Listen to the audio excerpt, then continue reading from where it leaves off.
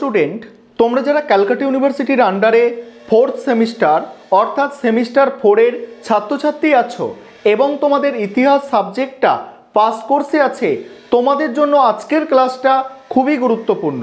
আজকের ক্লাসে তোমাদের সিলেবাস এবং 100% কমনযোগ্য সাজেশান নিয়ে আলোচনা করব। আশা রাখি বিগত বছরগুলির মতো এবছরেও তোমরা আমার সাজেশান থেকে 100%র বেশি প্রশ্ন তোমরা কমন পাবে। প্রথমে তোমাদের আমি সিলেবাসটা আলোচনা করব, তারপরে তোমাদের আমি সাজেশানটা নিয়ে আলোচনা করব। এখানে যে প্রশ্নগুলো দিয়েছি এই প্রশ্নগুলো যদি তোমরা প্রথম থেকে তৈরি করতে পারো তাহলে তোমাদের 100%র বেশি কমন তোমরা পাবে, এটুকু নিশ্চিত করে বলতে পারি। 100%র বেশি কমন মানে কি? তোমাদের বড় প্রশ্ন অর্থাৎ 10 নম্বরের প্রশ্ন পরীক্ষায় 3টে লিখতে হয়, 6টা দেওয়া থাকে। সেখানে দেখা যাবে যদি এখানে যে প্রশ্নগুলো আমি রেখেছি সেগুলো তোমরা করে যাও, 5টা বা 6টাই তোমরা কমন পেয়ে গেলে। তারপরে তোমাদের প্রশ্নর প্যাটার্ন কি আছে? 10 নম্বরের প্রশ্ন লিখতে হয় 3টে, 5 নম্বরের প্রশ্ন 4টে এবং 15টা এসএকিউ। অর্থাৎ সেমিস্টার 4-এও তোমাদের কিন্তু 65 নম্বরের লিখিত পরীক্ষা হবে এই ইতিহাস জেনারেল সাবজেক্টের। এবারে তোমরা সিলেবাস এবং সাজেশনটা দেখো। তারও আগে আরও একটা বিষয় বলার আছে, বিগত বছরগুলির মতো এবছরেও তোমাদের জন্য অনলাইন কোচিং ক্লাসের ব্যবস্থা করা হয়েছে। তোমরা যারা অ্যাডমিশন নিতে ইচ্ছুক আছো, আমাদের সপ্তাহে 2 দিন রেকর্ডেড ক্লাস দেওয়া হয় এবং তার সঙ্গে পিডিএফ নোটস অর্থাৎ স্টাডি মেটেরিয়াল দেওয়া হয়। তোমরা যারা অনলাইন কোচিং ক্লাসে অ্যাডমিশন নিতে চাইছো তোমরা এই নম্বরে যোগাযোগ করে অ্যাডমিশন নিতে পারো। চলো আজকে তোমরা সিলেবাস এবং সাজেশনটা দেখে নাও। প্রথমে তোমরা সিলেবাসটা দেখে নাও। তোমাদের 4th সেমিস্টারে ইতিহাস জেনারেলের সিলেবাসে যেটা পড়তে হচ্ছে ভারতের ইতিহাস 1707 থেকে 1950 সাল পর্যন্ত পড়তে হচ্ছে। সেক্ষেত্রে তোমাদের মোট 9টা অধ্যায় পড়তে হচ্ছে। কি কি 9টা অধ্যায় দেখে নাও। 1 নম্বর যে অধ্যায়, 1 নম্বর অধ্যায়ের নাম হচ্ছে অষ্টাদশ শতাব্দীর ব্যাখ্যা। তারপরে দ্বিতীয় যে অধ্যায়, দ্বিতীয় অধ্যায়ের নাম হচ্ছে স্বাধীন রাষ্ট্রের উত্থান এবং ঔপনিবেশিক শক্তি প্রতিষ্ঠা। তারপরে 3 নম্বর অধ্যায়, 3 নম্বর অধ্যায়ের নাম 1857 পর্যন্ত ঔপনিবেশিক শক্তির সম্প্রসারণ ও একত্রীকরণ। 4 নম্বর অধ্যায়, 4 নম্বর অধ্যায় হচ্ছে 1857 সালের বিদ্রোহ, কারণ, প্রকৃতি এবং পরের ঘটনা। তারপরে দেখো 5 নম্বর অধ্যায়, 5 নম্বর অধ্যায় ঔপনিবেশিক অর্থনীতি, কৃষি, বাণিজ্য আর হচ্ছে শিল্প। তারপরে 6 নম্বর অধ্যায়, 6 নম্বর অধ্যায়ের নাম হচ্ছে 19 শতকের সামাজিক ধর্মীয় আন্দোলন। 7 নম্বর অধ্যায় দেখো, 7 নম্বর অধ্যায়ের নাম হচ্ছে গান্ধীর জাতীয়তাবাদকে কেন্দ্র করে জাতীয়তাবাদকে কেন্দ্র করে জাতীয়তাবাদের উত্থান ও বৃদ্ধি। তারপরে 8 নম্বর অধ্যায়, 8 নম্বর অধ্যায়ের নাম হচ্ছে সাম্প্রদায়িকতা, ভারতের জন্ম, বৃদ্ধি এবং বিভাজন। তারপরে দেখো, তারপরে 9 নম্বর অধ্যায়, 9 নম্বর অধ্যায়ের নাম হচ্ছে স্বাধীনতার আবির্ভাব।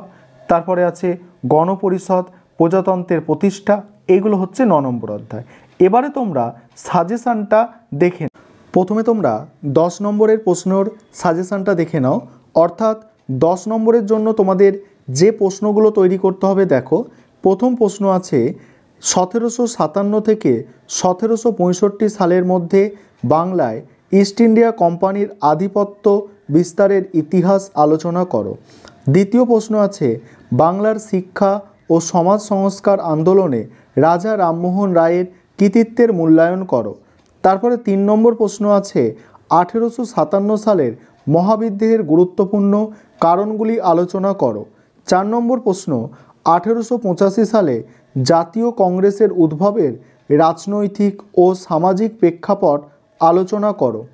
5 নম্বর প্রশ্ন আছে ভারতীয় স্বাধীনতা আন্দোলনে মহাত্মা গান্ধীর উত্থান আলোচনা করো। বলছে ভারতের স্বাধীনতা আন্দোলনে মহাত্মা গান্ধীর উত্থান আলোচনা করো। পরে 6 নম্বর প্রশ্ন আছে, 6 নম্বর প্রশ্ন ভারতের সংবিধান সভার কার্যাবলী সংক্ষেপে আলোচনা করো। পরের প্রশ্ন আছে তুমি কি মনে করো ভারতের ইতিহাস অষ্টাদশ শতক ভারতের ইতিহাসে অষ্টাদশ শতক অন্ধকারচ্ছন্ন যুগ ছিল। তারপরে প্রশ্ন লর্ড কর্নওয়ালিসের ভূমি রাজস্ব নীতি আলোচনা করো। পরের প্রশ্ন 1857 সালের মহাবিদ্যের প্রকৃতি বিশ্লেষণ করো। তারপরের প্রশ্ন ভারতবর্ষের জাতীয়তাবাদের ইতিহাসে অসহযোগ আন্দোলনের গুরুত্ব আলোচনা করো। ভারতবর্ষে জাতীয়তাবাদের ইতিহাসে অসহযোগ আন্দোলনের গুরুত্ব আলোচনা করো।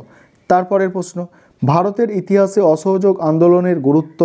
পরের প্রশ্ন আছে 19 শতকে বাংলার ইতিহাসে নব্যবঙ্গ আন্দোলনের গুরুত্ব।